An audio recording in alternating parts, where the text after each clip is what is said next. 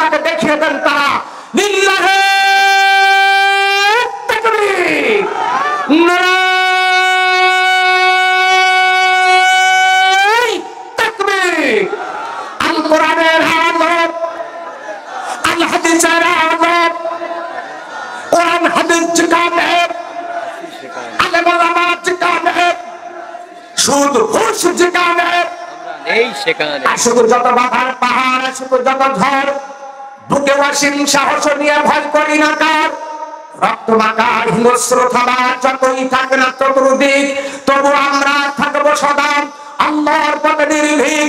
মুসলিমরা সংগ্রামী জাত, ভয় করি না জালেম শাহের খুনের হাত। আমরা শাহজালাল শাহপরান আর বীর কিতবীরের জাতি। পিছপা কেন বেরিয়ে এসো, ঘুষবে সকল দুর্গতির। আর নয় কোন আর্তনাদ, কোন বাস্তবের কান্না, শান্তি এনে এই জীবনে বুদ্ধির কত জান্না। ইয়া আল্লাহ তুমি রক্ষা করো, ইয়া আল্লাহ তুমি কবুল করো। এই দুনিয়া ও দিন শান্তিতে থাক কুল কায়নাত। নিখিল মুসলিমিন, মুসলিমরা ঘুমায় বেহুশ, বিবিকে ঝুলছে তালা, রক্তমদের শিথিল হয়েছে পাপে অন্তর দালান। আসবে পথে আধার বেলেন, তাই বলে কি রই মিথ্যাবে, বারে বারে জানবি বাতি, হয়তো বাতি চলবে না, তাই বলে তো ভিড়ুর মতো বসে থাকলে চলবে না। ভিড়ুর মতো বসে থাকলে কি চলবে? যতই মায়ানমারের ওই অংশান সুচির মুসলমানদের রক্ত নিয়ে না প্রতিরঞ্জিত করুক না কেন, আমার ভাইয়েরা যতই ওই আজরাইল নামক ইসরাইল ফিলিস্তিনের মুসলমানদের রক্ত দিয়ে হোলি খেলুক না কেন, যতই ভারতের ওই কসাই মদিন কাশ্মীরের মুসলমানদের রক্ত দিয়ে হোলি খেলুক না কেন, মুসলমান কোনদিন কাপুরুষের মতো ঘরে বসে থাকতে পারে না।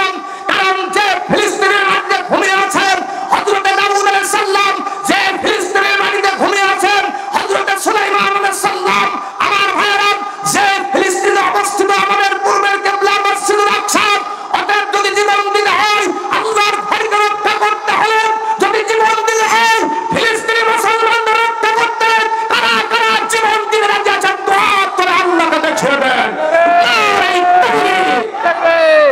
আপনাদের কি ভয় করে? কিসের ভয়? আমরা মুসলমান, আমরা ঈমান নিয়ে বাঁচতে চাই, আমরা কোরআন নিয়ে বাঁচতে চাই, ঠিক কিনা? আমার বন্ধুগণ, আমার ভাইরা, বর্তমান ডিজিটাল যুগে গোটা পৃথিবীর মুসলমানেরা নির্যাতিত, নিষ্পেষিত, লাঞ্ছিত, বঞ্চিত, অপমানিত। তার দুইটা মাত্র কারণ। এক নাম্বার কারণ হলো আমরা ঈমান হারা হয়ে গেছি, আর দুই নাম্বার কারণ হলো আমরা আল্লাহর কোরআন ছেড়ে দিয়েছি। আজকে বারের পরে বলি, আর না হতে পারলে আল্লাহর কোরআনকে বুকে আঁকড়ে না ধরলে বেজাতির কাছে আজকে আমাদেরকে লাথি খেতে হবে, ঠিক কিনা?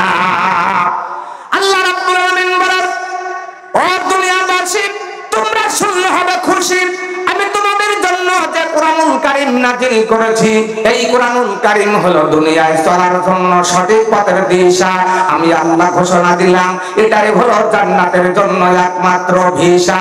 এই কোরআনুল কারীম যে ব্যক্তি করবে মান্য, আমি আল্লাহ রাব্বুল আলামিন তার মুমিনের খাতায় করব গণ্য, আর যে ব্যক্তি মুমিনের খাতায় হতে পারবে গণ্য, কঠিন হাসরের ময়দানে আমার জান্নাতুল ফেরদাউসটা দিয়া তার জীবনকে করব ধন্য। চিৎকার দিয়ে বলুন সুবহানাল্লাহ। কিন্তু সেই কোরআনকে আমরা মানতে পারতেছি? আমার ভাইরা, আমার বন্ধুরা, এখন বাংলাদেশে ওয়াজ মাহফিল হচ্ছে যত, আম্মাজানদের ব্লাউজের ঝুল কমছে তত, ঠিক কিনা? ওয়াজ মাহফিল ভরি ভরি বন্ধ হয়নি এখনো মসজিদে জুতা চুরি। আমার ভাইরা, গতবার যে বিড়ি করেছিল এবছর সে কিন্তু মক্কর হয়েছে। গতবার যে চুরি করতো এবছর সে ডাকাতে পরিণত হয়েছে। গতবার যে ঘুষ খেত এবছর সুদ খাওয়া শুরু করে দিয়েছে, ঠিক কিনা? আগের যুগের মানুষেরা বেশি বেশি খেত দুধ, আর বাংলাদেশের মানুষ বেশি বেশি খায় ঘুষ আর সুদ। আমার ভাইরা, ডিজিটাল যুগ, এখন ওলট পালটের যুগ, এখন পরিবর্তন নাই। পরিবর্তন কি আছে ভাই? আমার বন্ধুরা, আমার ভাইরা, আল্লাহ রাব্বুল আলামিন বলেন, ইয়া আইয়ুহাল্লাযীনা আমানুসবিরু ওয়া সাবিরু ওয়া রাবিতু ওয়াত্তাকুল্লাহা লাআল্লাকুম তুফলিহুন। হে বান্দারা, তোমরা যদি কবরে মিজানের সিরাতের সর্ব জায়গায় কামিয়াবি হতে চাও, সাকসেসফুল হতে চাও, তাহলে তোমাদেরকে 4টা কাজ করতে হবে। 1 নাম্বার, ইসবিরু, তোমরা সবর অবলম্বন করো, ওয়াসাবিরু, তোমরা মুসাবারা করো, ধৈর্যের পরে অটল থাকো, ওয়ারাবিতু, তোমরা মুরাবাতা করো, ধারাবাহিকতা বজায় রাখো, ওয়াত্তাকুল্লাহ, আমি আল্লাহ, আমাকে ভয় করো, আমাকে ডর করো, লাআল্লাকুম তুফলিহুন, তাহলে তোমরাই সফল কাম হবে। চিৎকার দিয়ে বলুন সুবহানাল্লাহ।